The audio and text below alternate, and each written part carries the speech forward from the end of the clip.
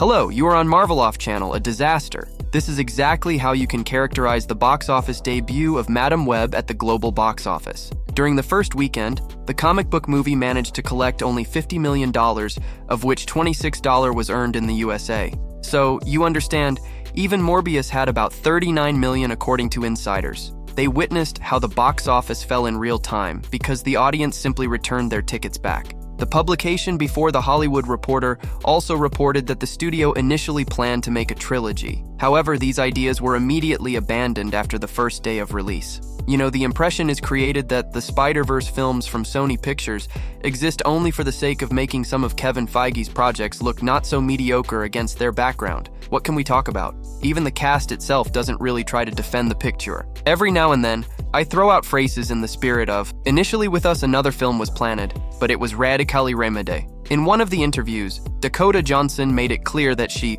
still hasn't looked at the picture, with a note that maybe someday she will do it, although before that, in the promotional video, the actress loudly declared that the audience would want to do it twice. Another funny situation can be called Sydney's awkward interview, in which she said that it was a great honor for her to join the Marvel Cinematic Universe. Yes, technically, films from Sony exist within a single multiverse with the world of the Avengers. However, we doubt that the actress is aware of what exactly she fits into.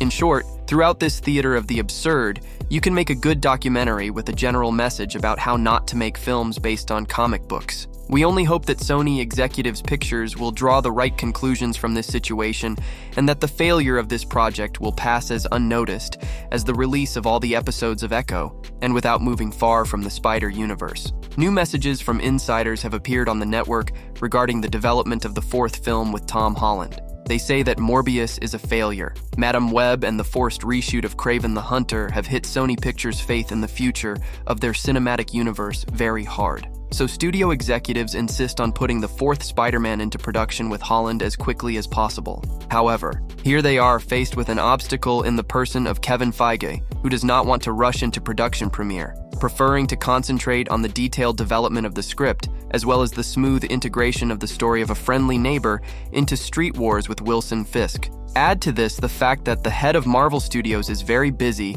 developing a dozen of his other projects, and the overall picture for Spidey fans will not be the most pleasant. Yes, the studio has now been forced to reap the fruits of the incompetent leadership of Bob Chapek, who, due to his desire to overwhelm Disney subscribers with more content, became the main culprit for the decline in the quality of recent MCU projects. The returning Bob Iger quickly realized this problem and ordered Kevin Feige to do everything possible to return the franchise to its former quality. Therefore, the new series has undergone a radical rework. The script for the Fantastic Four is being brought to perfection until June, and the fourth part of Captain America is preparing for large-scale reshoots. So, it is not surprising that the head of the studio does not want to rush too much with the story about a friendly neighbor, because in the worst-case scenario, we will get another multiverse of madness, love, and thunder, or quantum mania. But Sony Pictures has a different opinion and is pushing for the development of a new film about Spider-Man. Its current director, Tom Rothman, according to insider Daniel Richtman, is he who wants to make the film another story about the Spider-Verse and also return to the post of director John Watts. And for those who are not familiar with this character, we will tell you a couple of interesting facts. Unlike Kevin Feige, who is a fan of his business through and through, Rothman is a cool businessman looking at his projects primarily from the point of view of commercial potential. Even before he joined Sony Pictures in 2013, the producer led the 20th Century Fox studio for about 18 years. That is, he is familiar with projects based on Marvel Comics firsthand, but there are very huge nuances. So, get ready to bend your fingers because, based on insiders from past years, we will tell you about some Rothman's dubious decisions in the industry. Cutting the budget for the first film about the X-Men in the early 2000s and further moving the December release date to June, which was less profitable at that time. The producer considered the film completely doomed, so he tried with all his might to stage a box office failure in order to write off taxes and get rid of what was unnecessary at that time. As a result, the film turned out to be successful. It was on Rothman's initiative that half an hour of the running time was cut out of the mess with Ben Affleck, all in order to make it a less mainstream film similar to Sam Raimi's Spider-Man, which by that time was showing incredible success at the box office. The idea completely failed. from why the budget for Spin was significantly reduced further. In our list, the production hell of the film X-Men: The Last Battle. The director did not want to wait until the director of the previous two parts, Bryan Singer, finished work on The Return of Superman. Therefore, as now, the studio accelerated the production of the film as much as possible. First, as director Matthew Wang was invited. However, when he found out that the studio was trying to deceive Halle Berry by giving her a fake script with an expanded role of Storm, he immediately left the project. As a result, Brett Ratner became the director, and we got what we got. The same thing happened with the film X-Men Origins: Wolverine. Producers wanted to release the film as quickly as possible.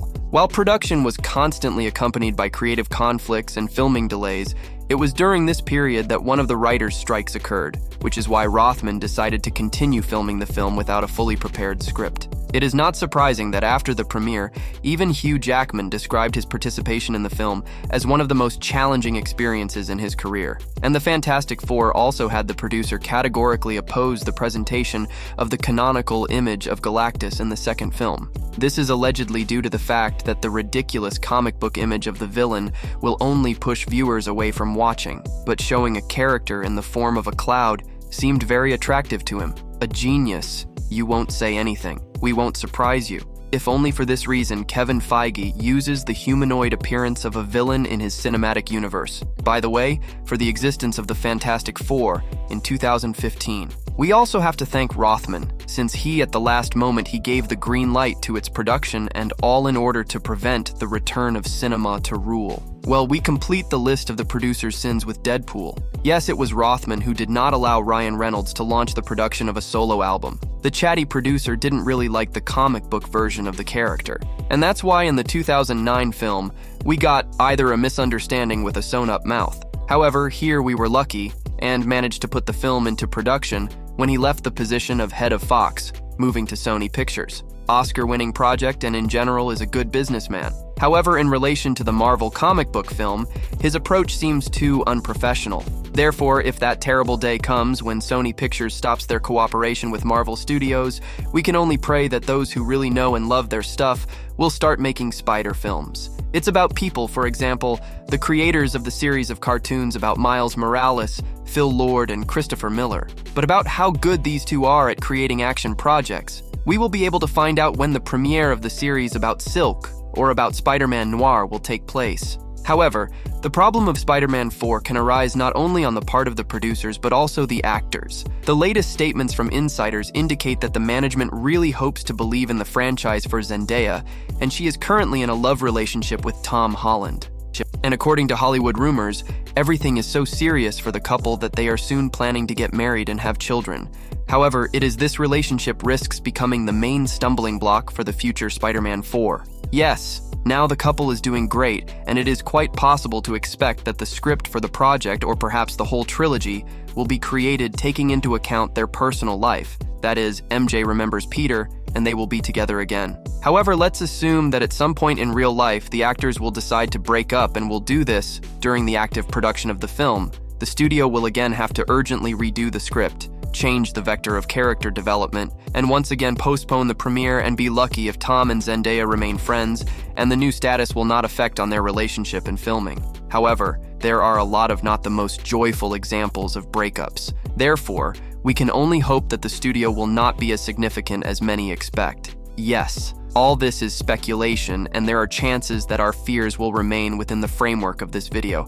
However, the fact is that since the premiere of the last film, more than 2 years have passed and we still haven't received a full-fledged announcement, which only means that there are good reasons for the delays. The exact same situation was during the anticipation of Sam Raimi's Spider-Man 4. It would seem that there is an announcement, there is an actor, there is a filming location, and even a specific release date. As a result, everything was delayed so much that the studio canceled the film and put into production a new version with Andrew Garfield. Well, then you yourself know, we can only hope that history will not repeat itself. Sony will calm down its ambitions, and Kevin Feige and will once again prove why he is called one of the most successful producers in Hollywood. Well, with this we conclude our issue. Share in the comments. What do you think about the ambiguous situation around Spider-Man and the box office failure of Madame Web?